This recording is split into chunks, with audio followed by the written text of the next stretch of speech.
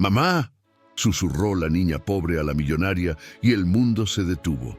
Isadora Montenegro, la reina de un imperio forjado en acero y ambición, estaba en la cima de su gloria, bañada por la luz de los reflectores en el evento de caridad más exclusivo de la Ciudad de México. Su vestido de seda azul brillaba como una promesa. Su voz, firme y segura, hablaba de superación y mérito ante una audiencia que la idolatraba.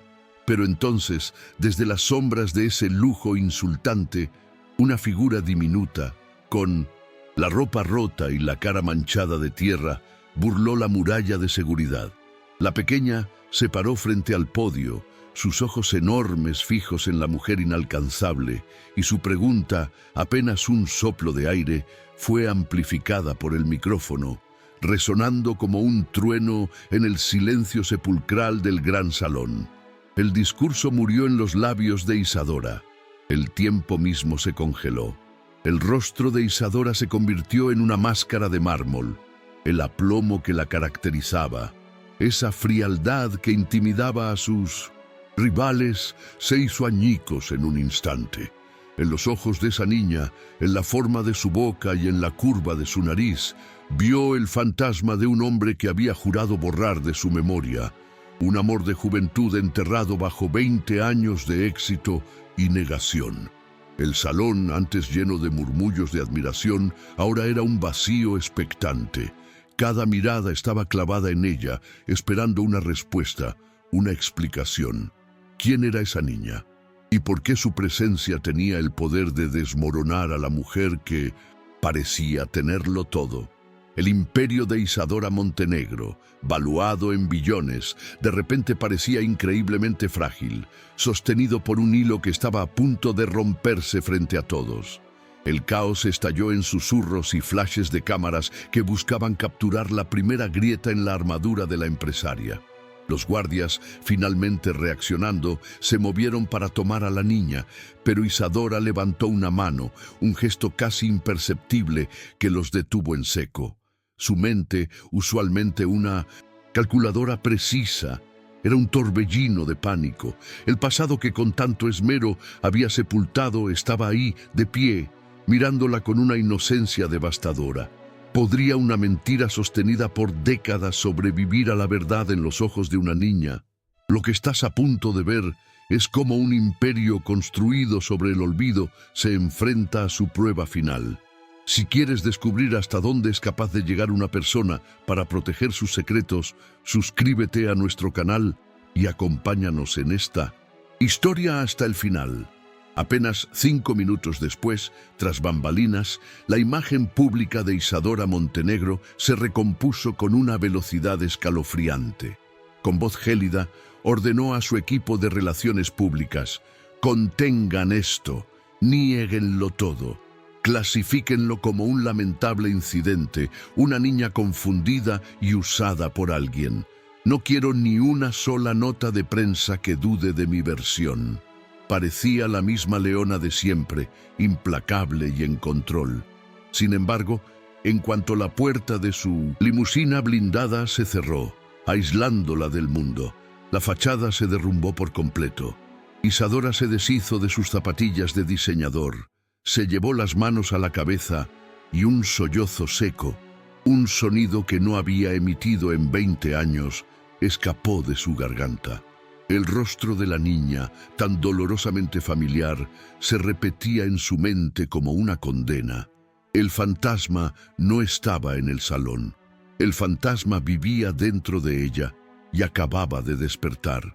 La memoria es una trampa, y la de Isadora la transportó de inmediato a un barrio polvoriento en las afueras de la ciudad, a una vida de carencias que sabía a metal y desesperanza. Se recordó joven, enamorada de un hombre bueno pero sin futuro, un soñador que le prometía un amor eterno pero que apenas podía pagar la renta. Y recordó el día que conoció a Ricardo Varela, con su traje caro y su sonrisa afilada, quien le ofreció un pacto con el diablo, una vida de riqueza y poder a cambio de que dejara todo atrás, incluida la pequeña bebé de apenas 1 año, que era un ancla a esa pobreza que tanto odiaba. Isadora tomó una decisión. Abandonó a su hija, convenció a su joven amor de que la niña había muerto y huyó con Ricardo para construir su imperio sobre la mentira más cruel de todas. A cientos de kilómetros de distancia, en su lujoso penthouse con vistas a toda la ciudad, Ricardo Varela observaba la noticia en una pantalla gigante, una copa de coñac en la mano y una sonrisa de depredador en el rostro. Cada detalle había salido a la perfección. Había encontrado a la niña, se había asegurado de que llegara al evento y ahora disfrutaba del espectáculo. Para el mundo, él era solo un competidor, un tiburón de los negocios que le disputaba a Isadora el contrato más grande de sus carreras. Pero en la intimidad de su venganza, él era el arquitecto de su caída. Conocía su secreto porque él mismo había sido parte de él. Y usar a esa niña, la pieza olvidada de su pasado en común, era la jugada maestra para no solo robarle su empresa, sino para destruirle el alma. La tormenta mediática no tardó en desatarse. Al día siguiente, un conocido blog de chismes filtró una fotografía que actuó como gasolina sobre el fuego. La imagen, amarillenta y gastada por el tiempo, mostraba a una Isadora de 20 años, con la mirada hambrienta y la ropa humilde, abrazada a un joven de sonrisa triste. Era innegable. El hombre en la foto era una versión más joven del rostro que ahora todos veían en la pequeña Lía. La narrativa oficial de una niña, confundida, comenzó a desmoronarse, reemplazada por una pregunta mucho más venenosa. La gran Isadora Montenegro, el ícono del éxito, era una farsante. El rostro que ella veía en sus pesadillas ahora estaba en la primera página de todos los portales de noticias, y el público, antes su devoto admirador, comenzaba a convertirse en un jurado implacable, hambriento de respuestas que ella no estaba dispuesta a dar. Desesperada, Isadora recurrió a la única herramienta que nunca le había fallado: el dinero. Se presentó en el orfanato, un edificio gris y descuidado que contrastaba brutalmente con su vida, y le hizo una oferta al director, un hombre de edad avanzada y ojos cansados. Sobre la mesa puso un cheque con una cifra astronómica, suficiente para reconstruir el lugar 10 veces. A cambio, solo pedía una cosa: que la niña desapareciera de la vida pública, que se firmara un acuerdo de confidencialidad y que el incidente se olvidara para siempre. Pero el director ni siquiera miró el cheque. Con una calma que desarmó a Isadora, simplemente lo empujó de vuelta y dijo: «Señora, el alma de un niño no está en venta. La dignidad de Lía no tiene precio». Por primera vez, el poder de Isadora se había topado con una muralla que no podía comprar. El rechazo fue un golpe devastador. Isadora se sentía acorralada. Su mundo de control absoluto se desvanecía entre sus dedos. Los socios comerciales cancelaban reuniones. Sus amigos de la alta sociedad ya no respondían sus llamadas, y el murmullo de la traición se sentía en los pasillos de su propia empresa. Estaba completamente sola, atrapada en la jaula de oro que ella misma había construido. La presión era asfixiante, una cuenta regresiva hacia su propia destrucción. Es en momentos como este que la soledad se siente más profunda, sin importar en qué parte del mundo te encuentres. Cuéntanos desde qué ciudad estás viendo cómo el imperio de Isadora se derrumba. Deja tu like si crees que la verdad siempre sale a la luz. Y no olvides suscribirte para que no te pierdas ni un segundo de lo que está por suceder. Ricardo Varela no esperó mucho para dar su golpe final. La citó en un restaurante discreto, un lugar neutral donde las traiciones se sirven frías. Él lucía impecable, con la confianza de un cazador que ha acorralado a su presa. No hubo rodeos. «¿Disfrutando del espectáculo?», preguntó con cinismo. Isadora lo fulminó con la mirada, pero el poder ya no estaba de su lado. Ricardo se inclinó sobre la mesa y susurró: «La sentencia, el consejo está nervioso, tu imagen está por los suelos, Te ofrezco una salida, me cedes el control mayoritario de la empresa por una fracción de su valor. O mañana el mundo entero conocerá la historia de cómo la gran Isadora Montenegro abandonó a su propia hija en un basurero para perseguir su ambición. La amenaza era clara, la elección imposible. Isadora tenía 24 horas para decidir, su imperio o su hija. Esa noche, Isadora no durmió, pero en lugar de calcular sus pérdidas y financieras, algo en ella cambió. Una extraña necesidad, una curiosidad dolorosa, la llevó a actuar, usando sus recursos no para callar a la prensa, sino para investigar la vida de Lía. Descubrió la cruda realidad que su dinero había ignorado. Vio informes detallados, el orfanato sobrepoblado, la falta de recursos, las noches en que Lía había enfermado sin que nadie la cuidara con el amor de una madre. Vio fotografías de la ropa usada que vestía, de los juguetes rotos que compartía. Cada detalle era una puñalada en su conciencia, un espejo que le devolvía el reflejo de la vida que ella misma había creado para su hija. Un mundo de abandono que contrastaba grotescamente con la seda de sus sábanas y el lujo vacío de su mansión. Impulsada por una fuerza que no comprendía, se disfrazó con ropa sencilla y fue al orfanato al día siguiente. Se escondió a una distancia prudente observando el patio de juegos. Y entonces la vio. Lía estaba sentada en un columpio oxidado, mostrándole a otra niña la foto arrugada y gastada que siempre llevaba consigo. Isadora aguzó el oído y su corazón se detuvo al escuchar la voz de su hija, llena de una inocencia que la destrozó por dentro. «Ella es una reina», decía Lía, señalando la imagen de su madre, «y un día la reina va a volver a buscarme». No había rencor en su voz, solo una fe pura e inquebrantable. En ese instante, el imperio, el dinero y la reputación de Isadora Montenegro se convirtieron en polvo. Su corazón, congelado por décadas, finalmente se rompió. La mañana de la conferencia de prensa, el aire de la sala se podía cortar con un cuchillo. Estaba abarrotada de periodistas, camarógrafos y reporteros, todos listos para devorar los restos del imperio de Isadora Montenegro. En primera fila, con una sonrisa apenas disimulada, se sentaba Ricardo Varela, saboreando su victoria anticipada. Estaba seguro de que Isadora negaría todo, se enredaría en sus propias mentiras y firmaría su sentencia de muerte profesional. Cuando Isadora apareció y caminó hacia el podio, un silencio sepulcral se apoderó de la sala.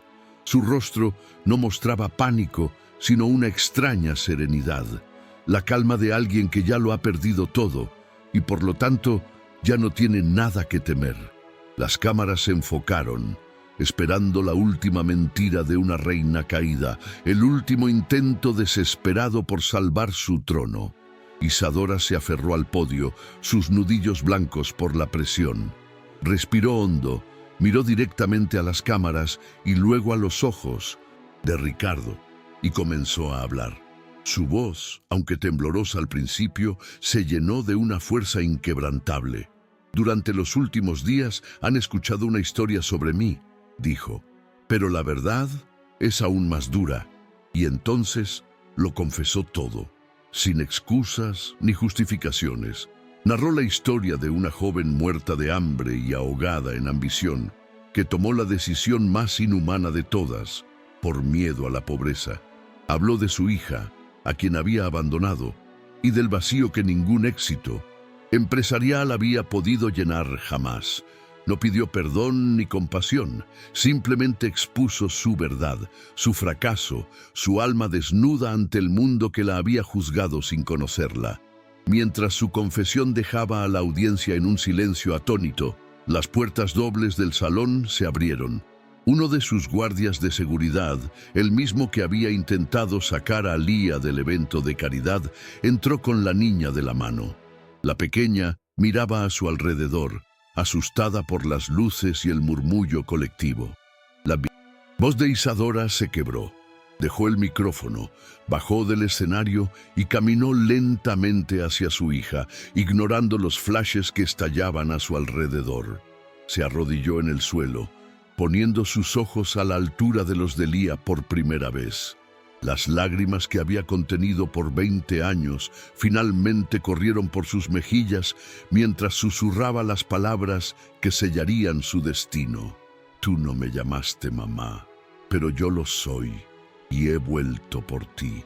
El abrazo entre madre e hija en medio de ese circo mediático fue la imagen que le dio la vuelta al mundo. El escándalo, lejos de destruirla por completo, la humanizó. Ciertamente, las consecuencias en el mundo de los negocios fueron inmediatas y severas. Perdió el contrato multimillonario y el valor de sus acciones se desplomó. Pero su confesión no solo había sido una rendición, sino también un ataque. Al exponer el chantaje de Ricardo Varela con pruebas irrefutables, desató una investigación que lo arruinó por completo. Él, que había querido tomar su imperio, lo perdió todo, consumido por su propia avaricia y crueldad. Paradójicamente, al renunciar a su imagen de perfección, Isadora generó una ola de apoyo popular que nunca había tenido. La gente vio a una mujer rota reconstruyéndose desde sus cenizas. En las semanas siguientes, Isadora se movió con una determinación renovada, pero esta vez su objetivo no era el poder ni el dinero. Delegó la dirección de su empresa y comenzó el largo y paciente proceso de conocer a Lía. No hubo lujos extravagantes ni regalos caros, sino tiempo, paciencia y terapia. Usó su vasta fortuna para algo que el dinero raramente toca: la redención. Creó la Fundación Montenegro, una organización dedicada a dar apoyo integral a niños en situación de abandono, transformando el monumento de su peor error en un faro de esperanza para miles.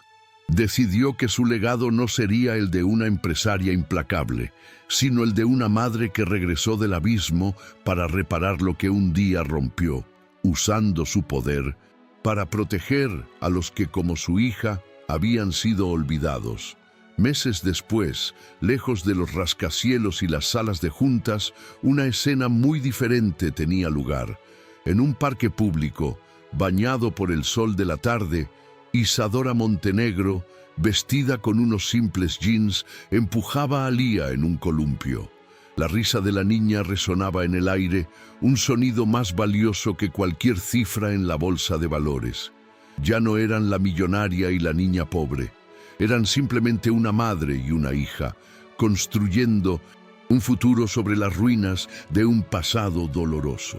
Isadora la miró con una paz que nunca había conocido y comprendió la verdad final. El verdadero éxito no se mide por el imperio que conquistamos, sino por aquello que tenemos el coraje de reparar. Porque ninguna riqueza en el mundo puede comprar el calor de una pequeña mano que busca la tuya y te perdona.